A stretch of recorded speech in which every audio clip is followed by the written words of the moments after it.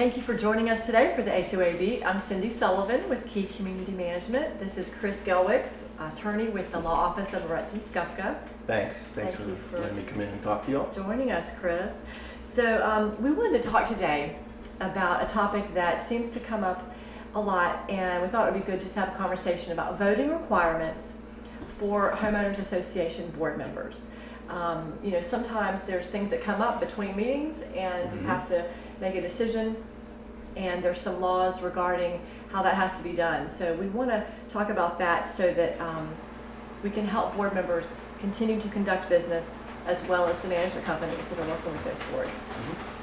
Sure. Well, initially, to start out with the basics. Obviously, the best way for the board to take any action is to have a meeting. At that meeting, the board can take action if there are a quorum present, meaning most of the time a quorum is a majority of the directors. So if you have 5 directors, if 3 of them are there, you can conduct your meeting and make decisions. Obviously, you want to check your bylaws, you want to check your governing documents to see what your quorum requirements are. So that's the ideal situation. Sometimes boards meet monthly, sometimes boards meet less often than that. And so obviously, as you brought up, Cindy, there are times when you can't get together, and what do you do? Right.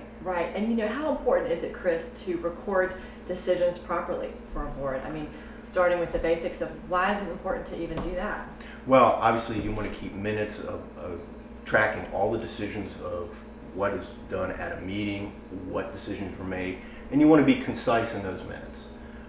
You don't want to put in any extraneous information. You want to be clear, concise. Here's the action taken. Here's what we decided. Between meetings, there are times when decisions have to be made.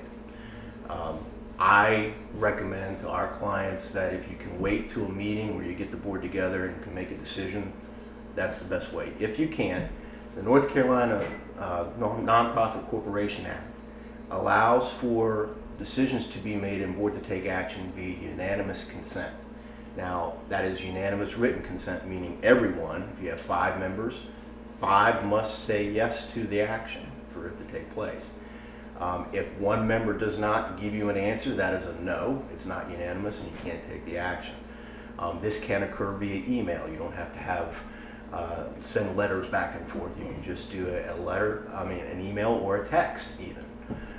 Just something that can be documented and printed, and then when that consent comes in, you keep a record of that, you print it out, and you put it in with your minutes, and then at your next board meeting, you ratify the board votes on that action that was taken by unanimous consent.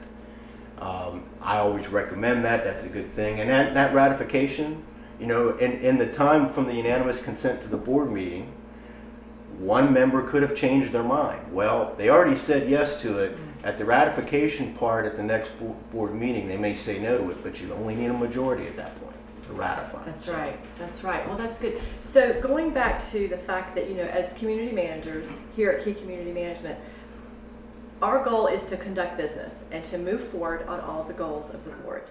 So let's talk about some different scenarios that can come up, because as you said, some boards are going to meet monthly, some are meeting quarterly, so things are going to potentially come up between those time periods where we need decisions. Let's talk about the different things, sort of categories, if you will, of items that could arise. What if there is an emergency situation, like maybe a tree fell and hit the clubhouse? What do we do? See, that's something where you need to move quickly. If you have 5 board members scattered throughout the area, getting a response in a timely manner where you've got to get a tree removed from the clubhouse, you've got to get the clubhouse repaired, that is not something that would be appropriate for unanimous consent. It is that situation where you as a manager would probably be given delegated responsibility from the board to make the appropriate decision. There are times when maybe the board itself has directed an officer, for example, the president or somebody, to be the point for that decision, whatever decisions need to be made quickly. You make the decisions, you take the action, and then at your next board meeting, again, you use the ratification process and you document that in the minutes. Okay. So an example with your tree falling on the clubhouse, Whoever that would be, whether it be you or an officer of the corporation, would go ahead, make the decision on who to hire, get the tree removed, get the things in place to repair, and then at the next board meeting, you talk about it and approve what action was taken. Right. That's good. So in other words, you're not going to be stuck with a scenario trying to reach 5, 7, 9 board Right. members where there's an issue. Right, and that just wouldn't make sense. And no one, and what we're looking at here is what's reasonable under the circumstances. It would not be reasonable for you to sit there and wait on every decision having to do with an emergency issue Yeah. for everybody to get back to you. So there, and it's perfectly reasonable for you to be able to take action and then go back later and talk to the board and have that ratified. That's wonderful. Okay. So another scenario that might come up, we've talked about this recently with it being spring right now. Mm-hmm. So if the landscaper is asking us, hey, what color do you want your flowers this year, at the entrance area? Question on that is, because that is a contract and those items are budgeted, does that need unanimous consent, or would we maybe have a recommendation for a point person, that can make that decision? It's that type of decision where a point person appointed by the board, again, a manager or an officer or a director that's on site, would be the appropriate way to go. So you appoint that person and give them the authority to make decisions. Do you want red pansies or blue pansies? Do you want mulch here twice a year, 3 times a year? Do you want it refreshed twice a month? How do you want that? It's those types of smaller things that would be appropriate for delegation. And if you don't delegate it, then yes, you can use the unanimous consent process. But again, that can take time. Right. And sometimes these vendor contracts, you say, the vendor will say, well, we're going to be out here on this date to do this. You need to give us an answer. And if you don't give them the answer, you're going to get whatever they decide.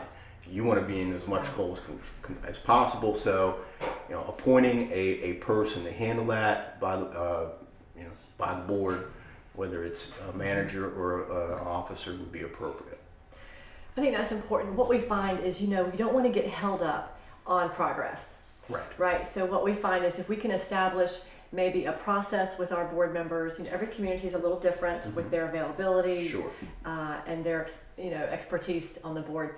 But if we establish it up front, here's how we're going to handle these processes, then you don't have as many questions along the way. Exactly. That's what we find. As much as you can think ahead for delegation and decision making, the easier it's going to flow when things arise. Yeah, that's really good. So, what would you do as far as maybe an item, say it's between board meetings, and I have written a newsletter as a community manager, or maybe it's an annual meeting notice, and I'd like for all the board members to see it, and theoretically, unanimous consent would be needed, but there's a time sensitive. Sure. Time factor. You have to get the notice out in a certain time frame, and you may not get all your responses back, or you don't. It's that type of situation where, again, if you've thought ahead, if the board has thought ahead, there will be a point person, the president or someone. You can go to that person and say, I need approval to send out this newsletter. I need approval to send out this notice. I cannot get unanimous consent, and we have a time crunch. Yeah. Will you approve it? Hopefully, you all have a good working relationship. The president will say, yes, sure, send it out. And again, at the next board meeting, when everybody gets together, you can then talk about the decision that was made, ratify it, and move on. And I would also say, it's, when you get into something like capital improvements or something like that, when you talk about whether you should take action via unanimous consent or via a meeting, big decisions like that, a capital improvement's a big decision. You're going to spend a lot of money, potentially. Yeah, that was my next question. That's a good point. Sometimes they're not budgeted, and you say, hey, let's use some reserve money. Let's build this new pavilion at the pool, whatever it might be, $50,000. The board does have the authority. That's what's interesting. The board has a lot of authority. So that would be something they want to vote on at a meeting, but also maybe, what do we think about other input from owners? Well, I think, and that's a good point. I think bringing in owners as much as you can to assist in making the decision is helpful. Now, keep in mind, sometimes your declaration and restrictions say that you have to get member approval if you're going to spend over a certain percentage of money. Now, that's not common. So when it's not common, it's those situations where you might want to send around a survey and say, here's what we're proposing. We have funds available to make this change. Give us your input, reply by a certain date, yes or no, give us your thoughts. I've actually seen something like that happen around the pool. Little notice goes up on a summer Saturday afternoon. Hey, we're going to be here talking about putting in the pavilion. Come ask us questions. Give us your input. That's really good, yeah. While it may not be required to get member approval, I think it is certainly appropriate to try to include them as much as possible in decisions like that because you're spending their money. Well, another thing that works also for big projects we find is if it's something where you want to get 3 bids for, a new structure. Mm-hmm. If you have a committee that is created of the members, not just board members, mm-hmm. it gives them some creative opportunity to choose vendors that they might already know about, come up with some design options, mm-hmm. and then present it to the board. So you have some input, right, mm-hmm. from them, even though they're not voting on it ultimately. That's also a good way to just, bring awareness to some other people, let them Absolutely. Take part in it. Mm-hmm. And then you could also have that full, meeting with everybody. Absolutely. As well. And again, committees are wonderful because it takes the burden off the board. Right. It gets members involved, and that's a big deal. Members want to be involved. Many times it doesn't seem that way, but when you're talking about spending their money, they want to be involved in the decision as much as possible. Yeah. Well, that's good. And some of them are willing to do a short-term commitment also. Mm-hmm. And not, board terms can be 2-3 years. So sometimes Sure. it's good to just say, hey, let's do this for a couple months. We'd like you to be involved. So one of the things we want to talk about is just, and I think you might have touched on it, but how to record.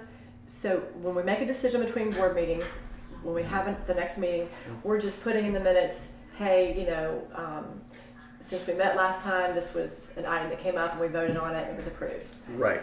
And as I said before, the written consent, if it's in an email, you're going to want to print those out, put them in with the meeting minutes, and have the meeting minutes that are taken reflect that action was ratified. Okay. Now, one thing about the written consent, you certainly want to make sure that the question you're presenting to the board members to vote on is clear and concise. But the answer should be limited to that question. Extraneous material should not be in your consent. You should say yes or no, or I vote to approve, or I vote to disapprove. Putting in comments, understand that any comments you put in there, these are going in the meeting minutes, could potentially be seen by an owner. Right. And heaven forbid that there's litigation involved at some point about any decision, those emails are discoverable.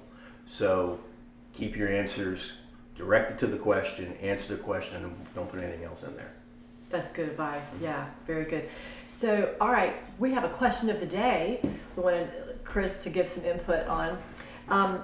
What if you cannot get unanimous consent for an item between meetings? I have an item right now where it's a new community and they have 9 board members.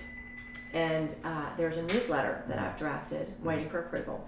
And we don't yet have a process for the president just to say, Cindy, it's okay, go ahead. So I'm getting ready to ask him, if he's all right with that because I've only heard from 3 out of the 9. It's a large board, and that's a big, it's a tough challenge to get approval from that many people. So, so what would you recommend? Do you wait? Well, if you want to send out a newsletter, if you're sending out the April newsletter in May, then that's not really a good idea. You want the members to get the information. It's been approved to be sent out by the board. You drafted it. That is a situation where it just doesn't appear as though you're going to get timely unanimous consent. You go to the president, say, is this approved? If you have a good working relationship, again, they're going to say yes to it. It'll go out, and then at the next board meeting, if there's a question that arises, why was this sent out without all of us responding, you can explain, look, this is the April newsletter. We wanted to get it out before May. People are expecting this. They're paying money for it. And we can email it out. We can get it out quickly. It's not a big enough deal where there should be any problem with it. You're just going to the president and saying, hey, can I send this out? Right. So in comparison then, we had talked a little bit about another scenario. What if it was a bill for a large project that was not budgeted, just a repair item that came up, and I was waiting for everyone to take a look at the repair and provide approval. We should probably do something different on that, you think? Yeah, obviously you can ask for unanimous consent there, and if you get it, fine. That is not something that I would recommend you going to the president to and say, hey, give me approval to pay this. Okay. It's an expenditure beyond what was budgeted. That could raise some red flags. And I don't think you would want to be the one responsible for paying that and then getting flack later from the board saying, wait a minute, we didn't know what this was about. And understand, if the bill needs to be paid in 2 weeks or it's late and your next board meeting's in a month, when you send around your request for unanimous consent, you want to explain that. Right. Because then you can start getting delinquent notices, and then you don't want that. But anything having to do with an expenditure ideally waits for the board meeting and for approval at that meeting. That's good. Okay, so that's what we'll relay that to the board. Well, great information. Thank you so much. So I hope our listeners have learned something today. If you have any questions that come up with your community, you can call us at Key Community Management or the Law Office of Moretz and Skufka. Thank you very much. Thank you. Appreciate Until it. next time.